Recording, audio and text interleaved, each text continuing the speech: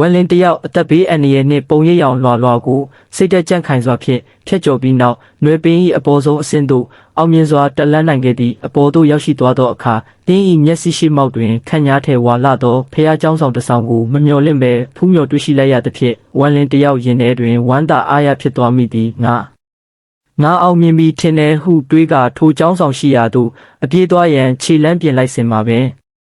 ထို့သို့ပြေးသွားမိခြေလမ်းတို့သည်လေထုထဲ၌တင်ရုတ်တရက်တုန်ဆိုင်သွားခဲ့ရသည့်အကြောင်းမူကားပြင်းဤရှိတက်တဲ့တွင်မီတာရချီနှက်ဆိုင်ပြီးအောက်ခြေကိုပင်မမြင်ရသည့်သမုဒ္ဒရာတစ်ဖွဲ၆ကမ်းပါးကြီးတစ်ခုစီးကြိုနေသောကြောင့်ဖြစ်သည်ဝန်လင်းသည်မိမိအနေဖြင့်ဤမြအထိတေဘေးနှင့်ရင်ဆိုင်ကမရမကရုန်းကန်တက်လာခဲ့ပြီးမှအဆုံးသက်တွင်ဤကဲ့သို့ကူကယ်ရမဲသည့်လမ်းဆုံးနှင့်ရင်ဆိုင်ရလိမ့်မည်ဟုဘယ်တော့မှမထင်မှတ်ထားခဲ့ပေထို၆နှစ်ကြီးကိုကြည်ရင်ဝန်လင်းသည်အတိုင်းထက်အလွန်စိတ်ပြတ်အားငယ်သွားကမျော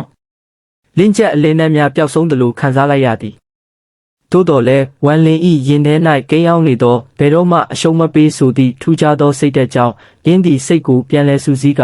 အံကိုကြိတ်လိုက်သည်ထို့နောက်တေးချင်းရှင်ဆိုသည့်တနိဋ္ဌံဖြင့်ထိုနှက်ဆိုင်လာသော၆ကမ်းပါးထဲသို့မဆိုင်မတွပဲခြေချလိုက်ပါတော့သည်ထိုအချိန်တွင်ထူးဆန်းအံ့ဩဖွယ်ရာဖြစ်ရတစ်ခုပေါ်ပေါက်လာခဲ့သည်ဝန်လင်းသည်အောက်သို့ပြုတ်ကျမသွားပဲလေထုထဲတွင်ခိုင်မာသောလမ်းတစ်ခုရှိနေတကဲ့သို့လေဟာနယ်ထဲ၌ပင်အေးဆေးစွာလမ်းလျှောက်၍ရနေခြင်းဖြစ်သည်